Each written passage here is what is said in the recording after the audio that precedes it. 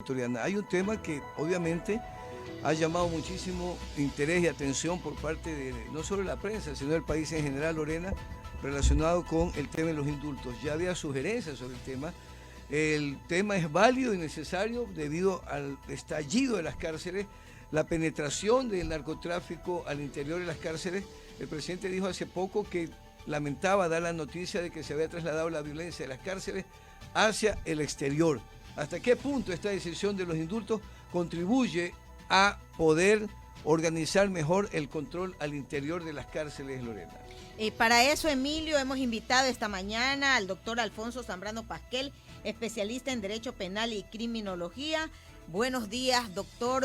¿Cuál es su criterio jurídico respecto al decreto del presidente Lasso para indultar a presos y reducir de esa forma el hacinamiento carcelario? Doctor, solo para indicarle que en el camino del diálogo con usted incluiremos también al doctor Jorge Sosa Mesa, analista en derechos humanos, porque con él también tenemos previsto analizar otro tema importante que nos encantaría escuchar su opinión también respecto a los indultos por delitos, perdón, a amnistías por delitos políticos, que es otra versión que en la Asamblea se va a tratar también. En todo caso, estamos en tiempo de indultos y amnistías, doctor. Bienvenido. Mire, don Emilio, muy buenos días. Gracias por la invitación. Vamos en orden. Ayer sí, efectivamente, el país fue testigo de una propuesta del presidente Guillermo Lasso Mendoza mediante decreto presidencial en el que se asegura que se van a propiciar indultos.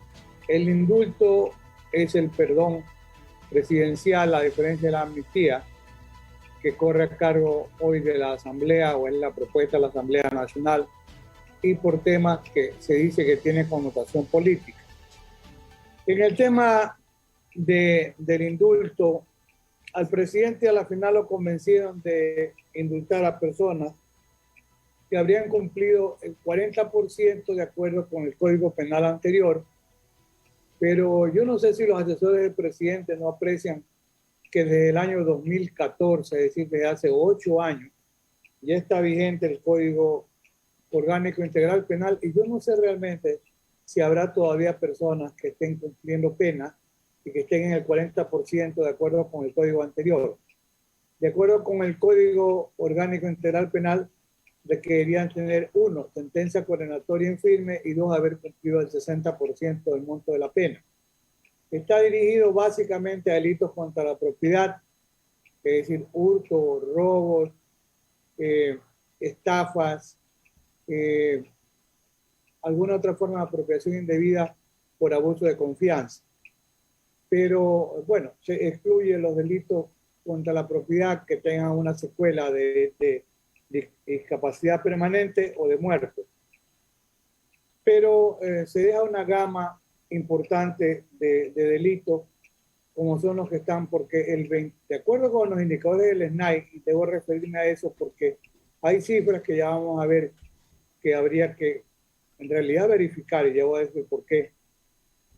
El 26% de la población carcelaria ecuatoriana se encuentra por delitos contra la propiedad. El 29% delitos de droga, que es un tema muy sensible que no se ha tocado porque no le han asesorado al presidente. Del 29% que están por tráfico de drogas, el 40% son microtraficantes que son jóvenes que se dedican al microtráfico, que son además drogadependientes, con los cuales hay un tema muy sensible, porque tendrían que ser, si se los pudiera poner en libertad aún con el cumplimiento del régimen de prelibertad o libertad anticipada. El problema grave es que se trata de drogadependientes que van a salir a seguir microtraficando, o lo más grave, van a seguir alimentando el sicariato. Y para ratificar simplemente que Ecuador tiene la tasa de sicariato más alta en América Latina, incluso superior a Colombia, según se lo admite en Ecuador. Se ha dejado un segmento importante de la población carcelaria que es el joven drogadicto, que es microtraficante y que debiera también ser considerado para una puesta en libertad con un proceso de desintoxicación previo. Mire, el decreto dice menos de lo que le escuché decir al presidente en algún enlace en directo y en vivo. Él habló de un plan de rehabilitación penitenciaria que es muy complejo porque un plan de política criminal penitenciaria no lo tiene el país, nunca lo ha tenido.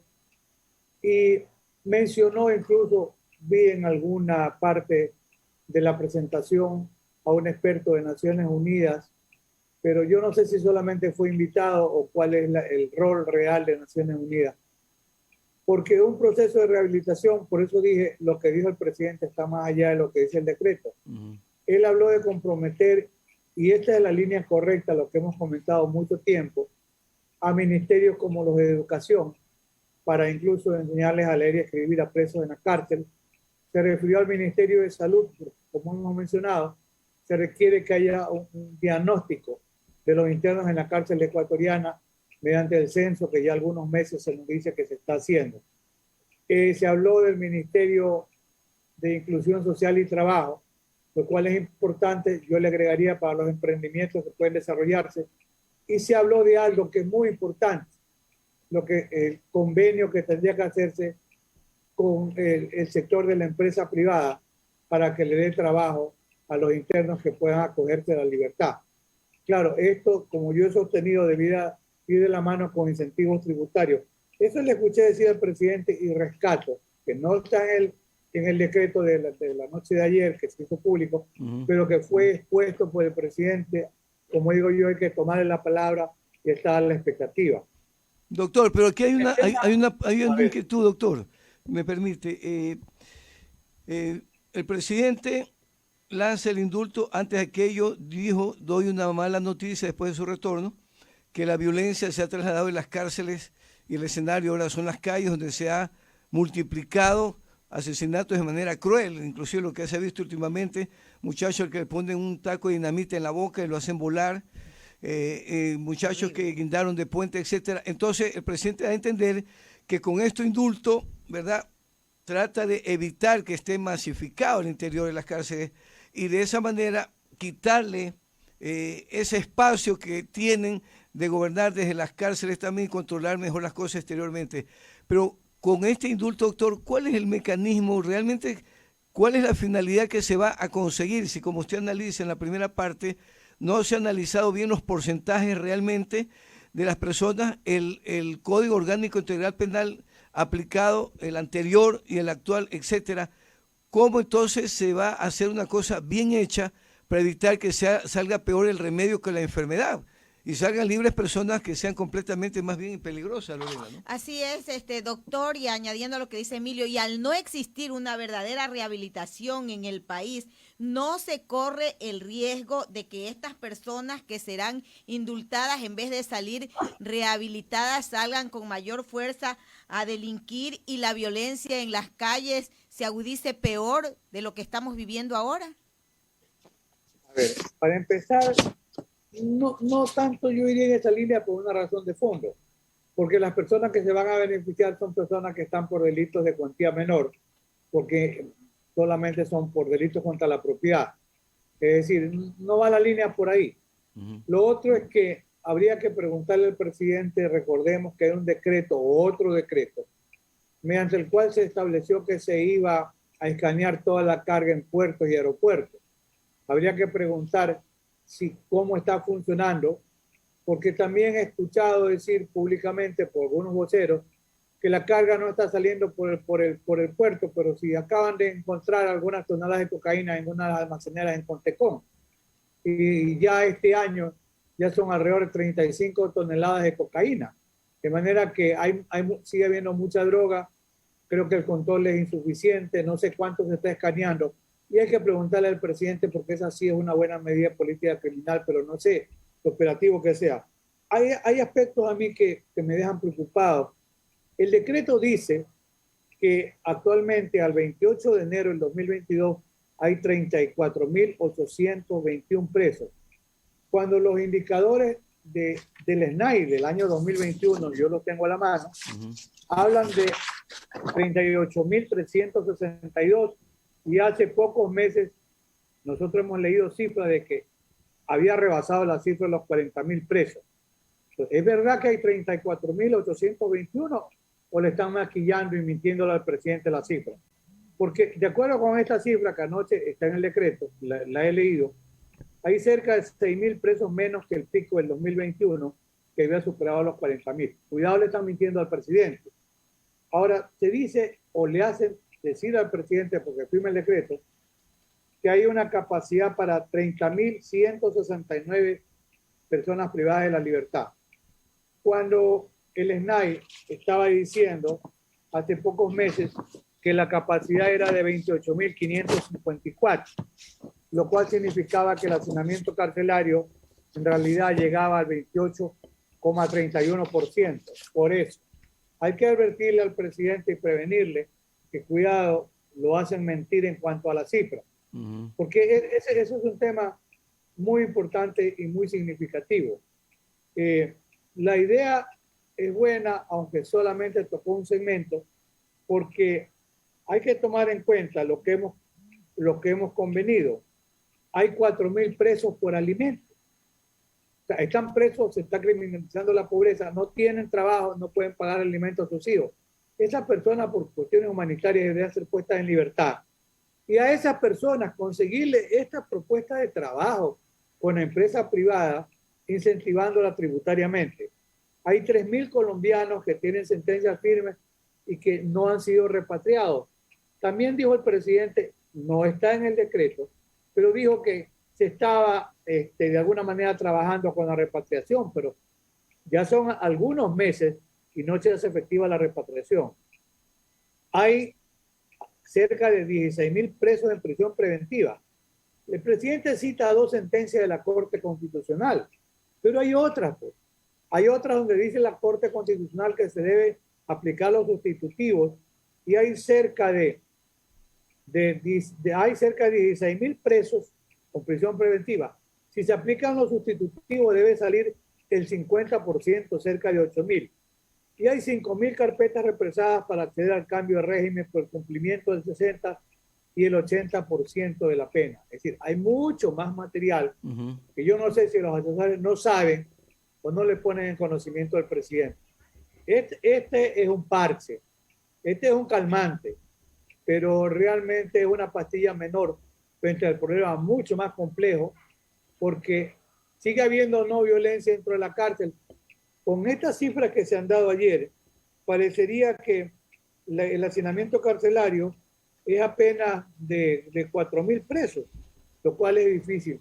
Ustedes ven las imágenes de la cantidad de presos, son verdaderas jaulas humanas, con una fauna humana en cautiverio en la cárcel ecuatoriana. Yo no sé si esas cifras son reales o se las ha maquillado el presidente para que las pongan en el decreto. Doctor, una inquietud puntual. El decreto ya lo firmó el presidente el día de ayer, ¿verdad? El análisis que usted está realizando nos orienta mucho, especialmente a los comunicadores.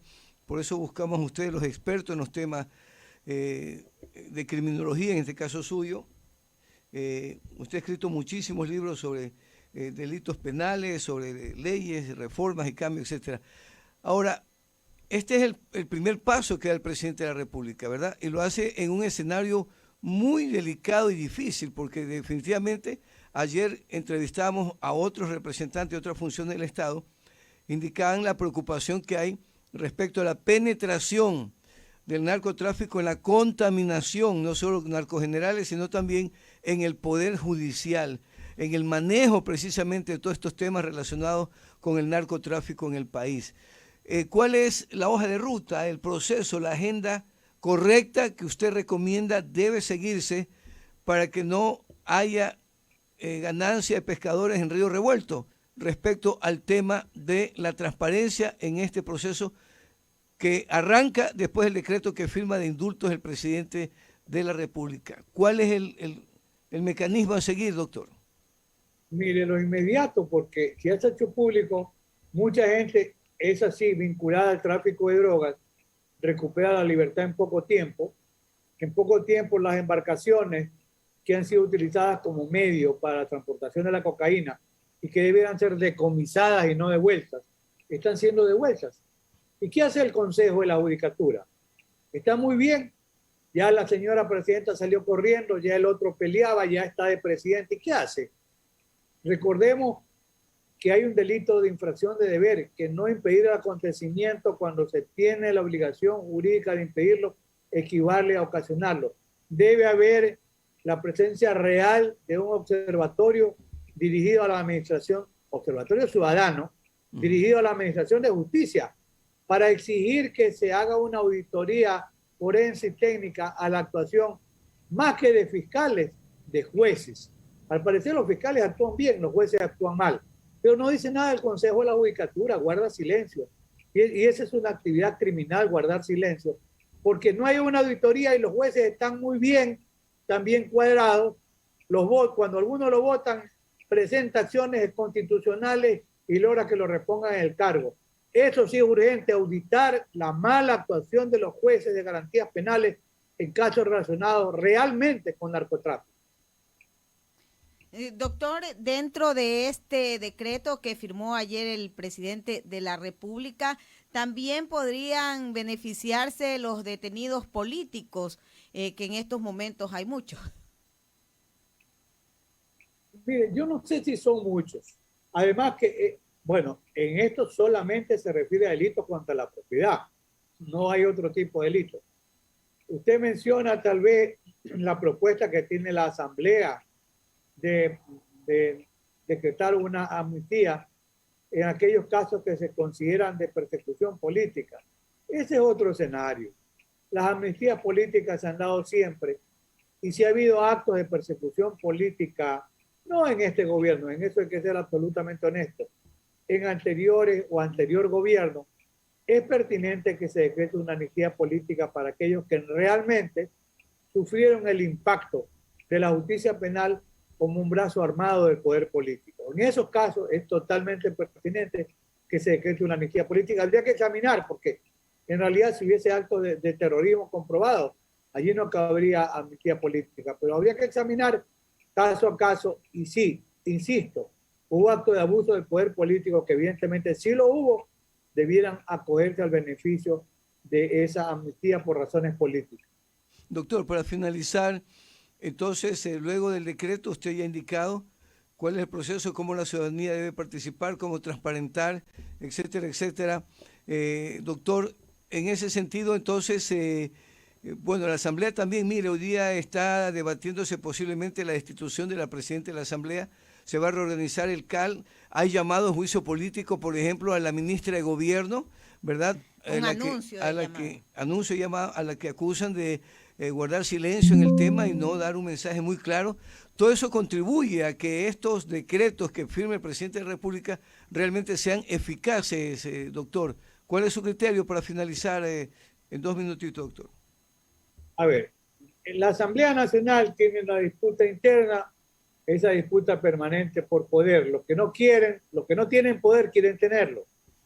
Pero si es que la remoción de las cabezas de las autoridades principales fuese positiva, bienvenido sea. Lo que pasa es que ya se están calentando las fuerzas electorales y consecuentemente se busca también la publicidad mediante el escándalo. Yo no sé realmente, claro, la Asamblea tiene como finalidad fiscalizar y legislar. En la legislación ha ido a paso de tortuga y de tortuga vieja muy lenta, y en el proceso de la fiscalización tampoco es mucho lo que ha hecho. Es una asamblea, salvo alguna excepción que siempre la habrá, pero es una asamblea inoperante, ineficiente, que es una vergüenza para el país. Así que no nos debe extrañar mucho estas peleas internas por captar más poder.